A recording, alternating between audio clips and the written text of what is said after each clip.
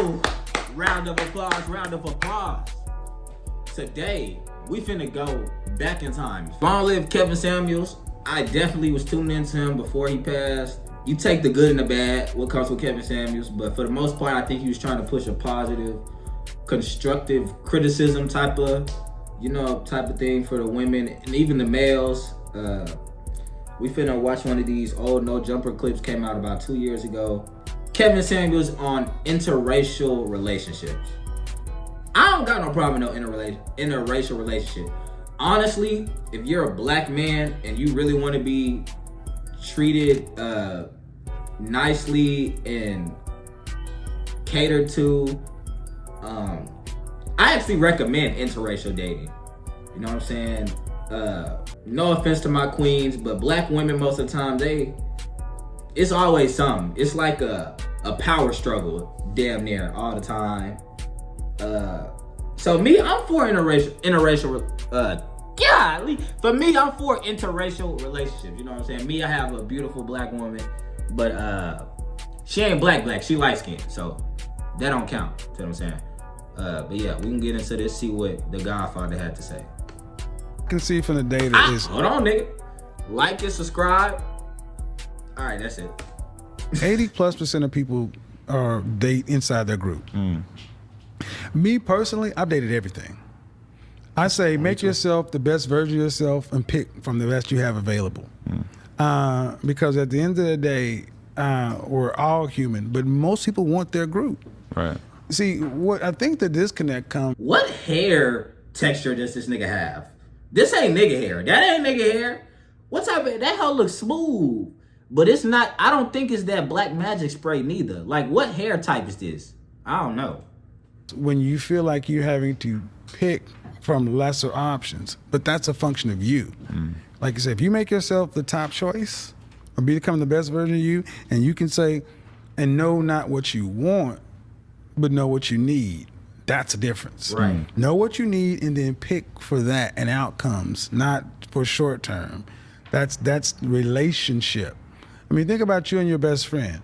Y'all want to kill each other sometimes. Yeah, this guy want to kill each other all the time, yeah. But let somebody fuck with him. Oh, yeah. You know I'm coming. That's it. Blame me. Blame me back. That's it. And that's the thing. We have that as men. Men want that with women too. Thanks. And women want that with men. And the thing is, that person may look different from a want standpoint versus a need. And I just actually speak to that. And if you look at what it did with the thing with Tommy Lee came on, where she said, you know, I really do want that. I'm like, I just want to trust. I'm like, I get it. I get it.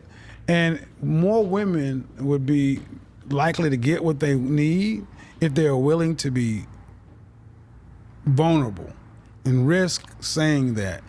That's the issue. Black women in specific hate being vulnerable. Like, they feel like it's showing a weakness, or they giving somebody a reason to step all over them and shit. And that's why they dying single. That's why they not getting married. That's why. We ain't trying to deal with all that, man.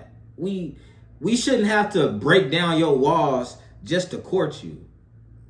And black women are the only race that does that. They've been told is every man out here ain't shit. Ain't nothing going on but the rent, bills, such and so forth. And women today, in my opinion, don't truly know modern men. They know the caricature. They know the character of men. I'm like, well, I mean, the icon of men. Now, what you need to do is understand, if you actually understood that they're got wants, needs, and desires too, it will be a lot easier for you to let your guard down and let yourself risk being in a relationship, because it's always a risk. I saw a video of you discussing this sort of Instagram live that Tommy Loren did. And for those who don't know, Tommy Loren, kind of a conservative commentator and whatnot. And I had heard about the video because I was vaguely aware of it when it went viral. In the early days, basically a bunch of people dunking on her and try to act like what she was saying was crazy.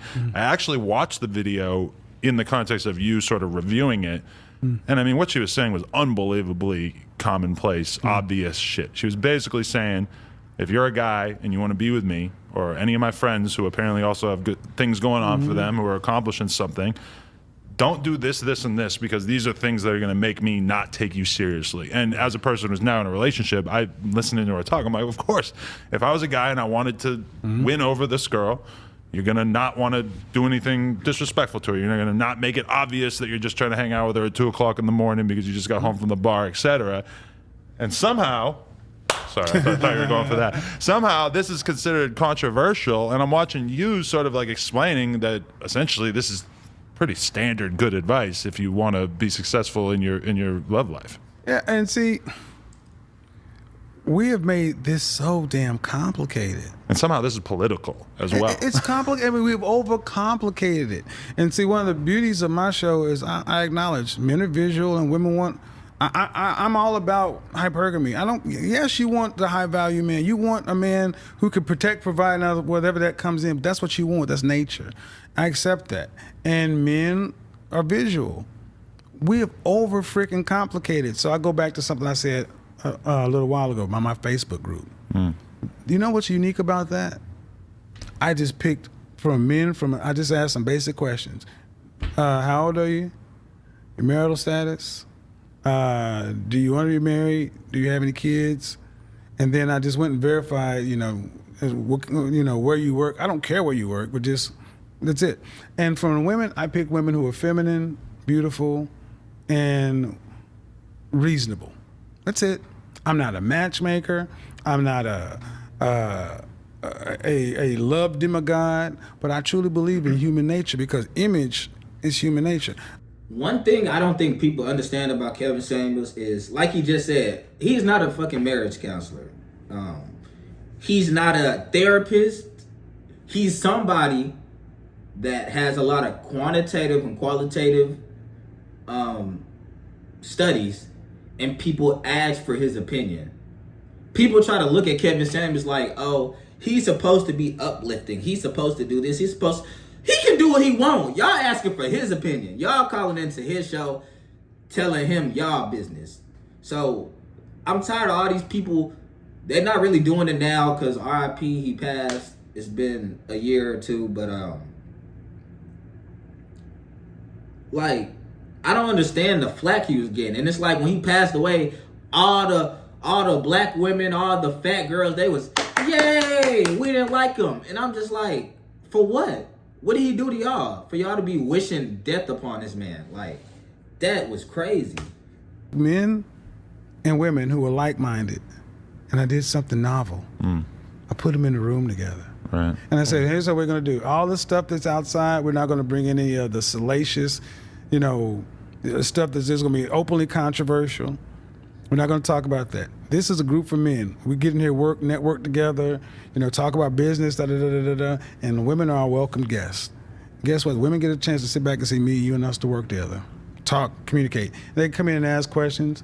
I was like, you got to be able to be willing to answer questions because this is a different kind of woman. She's already admitted she's feminine, this, and she wants to be cooperative and work with a man. Guess what? Couples are getting together left and right in there. I'm like, you leave people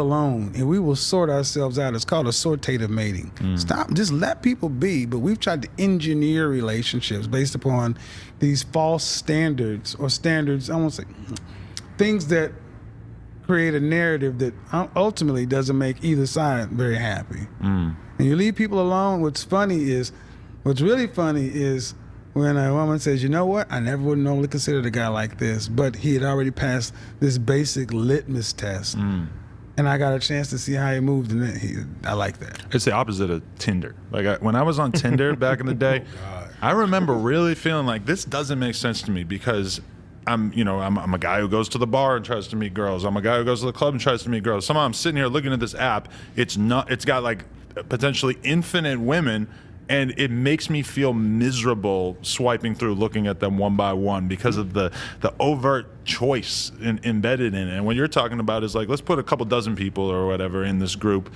and actually see what happens if they try to take each other seriously. And you pick. One word of advice, stop dating off of dating apps, bro. That shit's not gonna work. Most of these relationships, they finna be short term, man.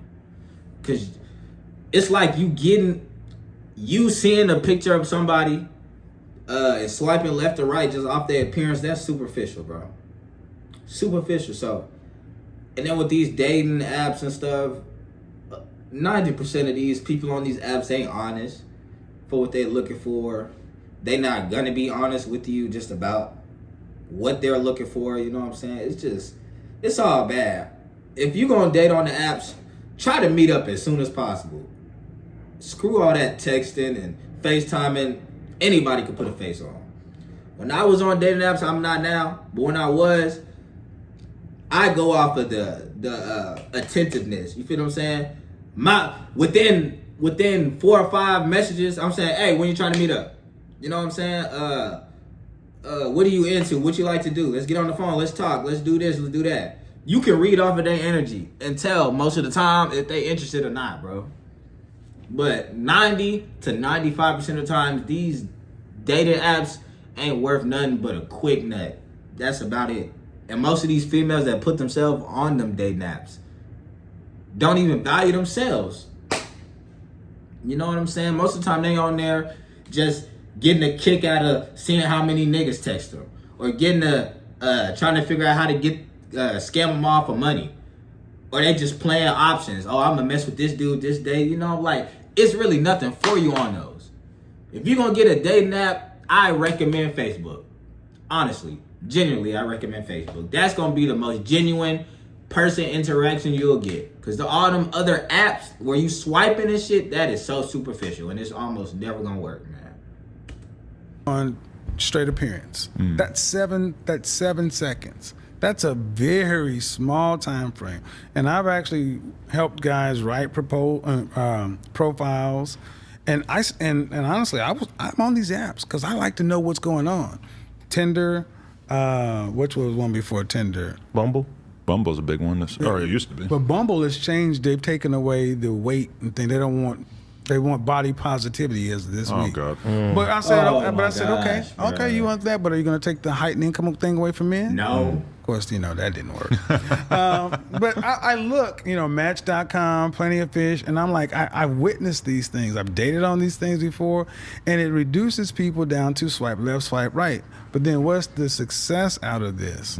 The success comes from just asking some baseline questions. You know what a Sadie Hawkins dance is? Oh yes. Yeah, that's when what the girls ask the guys. We miss that these days. Yeah. And basically that's what I did with Match.com. That's what I did on Facebook. I said, these guys are provider males, and you are women who want men. Sadie Hawkins. And I look up, and somebody's like, oh, and I inside the first week, I'm in Boston, she's Atlanta. I flew up there. I'm finding out they're in a relationship 30 days later. I'm finding out, I was going to go move out of here and I'm going to go to the DR. I joined your group just because I said I would. Now I found my wife, my fiance, who's now my wife. I'm like, well, and the thing is, how can a guy who's an image consultant, who's now become a relationship guru of sorts, how can I do that? And all you folks who are in this business, that's really where I'm at now. Where are you matchmakers on?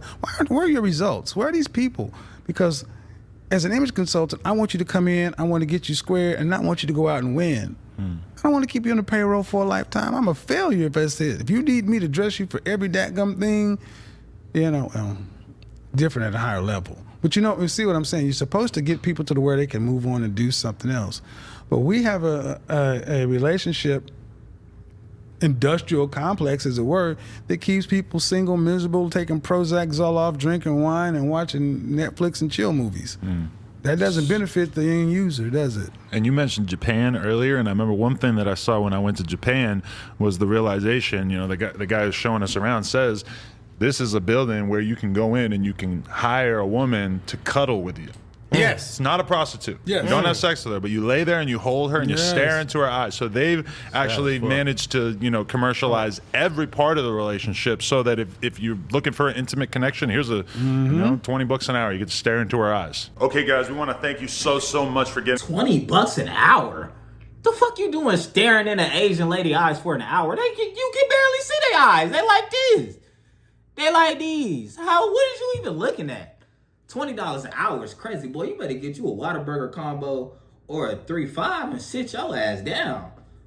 But man, R.I.P. Kevin Samuels. I might start reacting to some of his videos depending on the politics with his channel. Hopefully they don't strike me or nothing like that. I miss the days Adam did good interviews like this with Questions of Substance before he started doing all that gay stuff and letting his wife sleep with porn. I'm not even gonna get into that. But yeah, that's the end of this video. Like, subscribe, comment what videos you want me to react to. You know what I'm saying? DM me on Instagram, some heat too. We out.